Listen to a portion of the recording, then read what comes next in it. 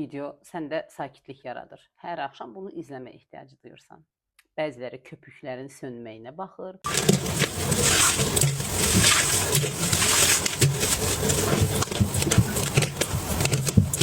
Bəziləri ev yığışdırmaq videolarına baxır.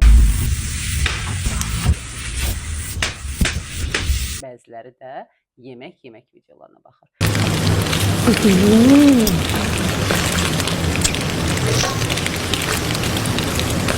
Bunun hamısının psixoloji səbəbləri var.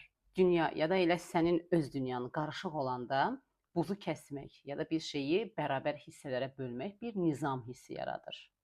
Köpüklərin sönməsi sükut hissi yaradır. Buna görə bu videoları izləyirsən. İnsan beyni proqnoz edilə bilən təcrübələrə acdır. Odur ki, kortizolu azaldır bu tipdə videolar.